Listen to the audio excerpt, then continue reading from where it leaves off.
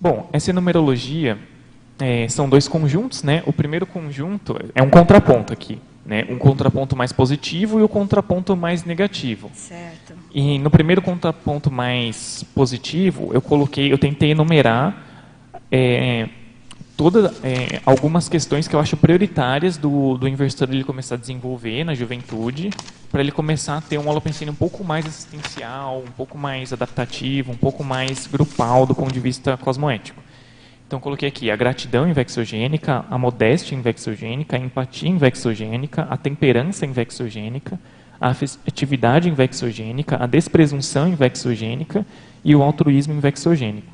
Só lembra que eu coloquei aqui invexogênico e não invexológico, porque eu entendo que são condições que a própria prática da Invex gera, né? Então, a própria técnica da Invex ela vai levar a pessoa a ter mais gratidão pelos aportes que ela recebe, ela ter mais modéstia, porque ela vai conviver com pessoas e consciências sempre mais evoluídas do que ela, em geral. A própria empatia para o processo assistencial ela desenvolver. A temperança, né, que tem relação com a modéstia, dela ter um pouco mais de discernimento e comedimento nas atitudes. A afetividade. A própria despresunção também. A tendência é a pessoa ficar, né, entender melhor a própria condição e ser mais despresunçoso. E o altruísmo, que é o processo assistencial, né? E do outro lado, a condição que eu acho que precisa ser enfrentada. E que às vezes na juventude, na adolescência principalmente, às vezes o investidor pode ter essa questão, então ele precisa avaliar. Que são questões assim, que estão mais assim, em torno do narcisismo, né? Que é a prepotência, o sadismo, a conflitividade, a bravata, o delírio, a soberba e o exibicionismo, né? Tudo isso anti-invexológico. Então, qualquer uma dessas atitudes ela é um processo antagônico à inversão existencial.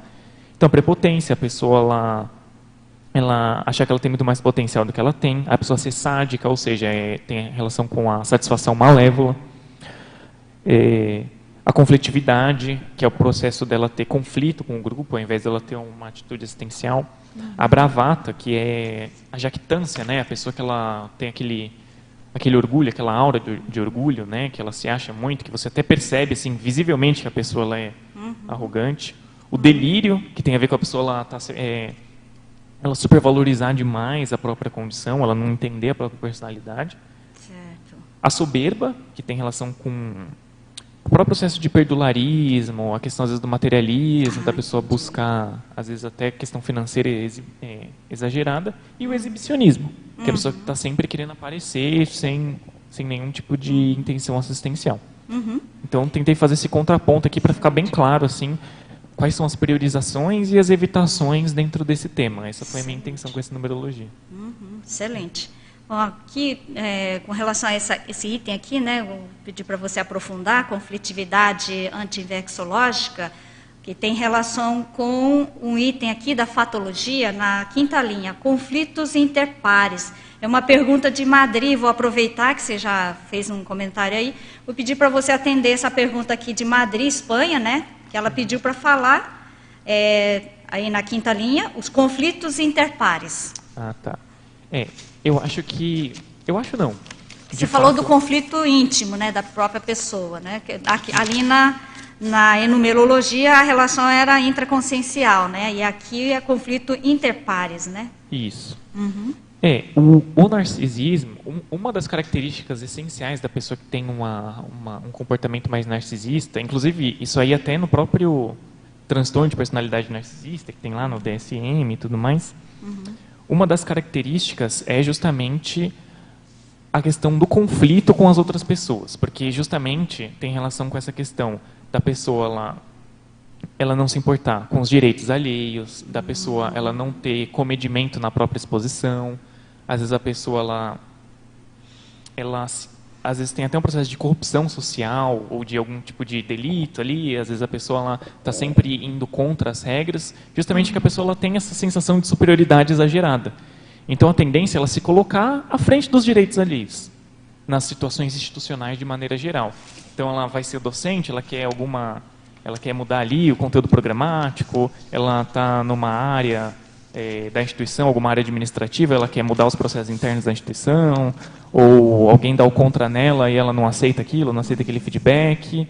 Então, em geral, a pessoa que ela tem esse nível de conflitividade muito grande, se você for analisar por trás, tem um nível de narcisismo alto ainda.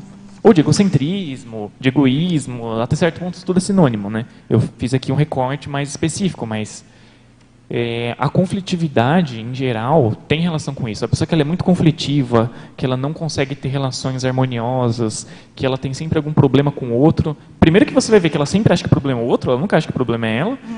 E se você for analisar, ela tem sempre essa coisa dela adorar demais a autoimagem, dela não ver os próprios trafares, dela estar sempre levantando a bola lá para cima. Enfim, isso é uma característica assim que, com relação ao narcisismo e egoísmo, é uma das primeiras evidências externas que você pode avaliar é a conflitividade. Que inclusive é o que leva à minidissidência, né? Uma das coisas, sim, né? Sim. Então, tem relação com 2 itens da antagonismologia: antagonismo, narcisismo, grupalidade sadia, e antagonismo mini-peça do maxi-mecanismo e maxi-peça do mini-mecanismo. Bem o que você comentou aí, né? Sim, esse é um dos problemas centrais assim, desse verbete, a pessoa entender essa questão da antigrupalidade. Né? A pessoa que tem o narcisismo, ela precisa enfrentar isso, né? Pessoal, se você gostou do vídeo, deixe um like aqui nesse vídeo, inscreva-se no canal da Simvex e ative o sininho para você receber notificações sobre mais conteúdo sobre conscienciologia, inversão existencial, juventude, e você ficar inteirado sobre a ciência da conscienciologia.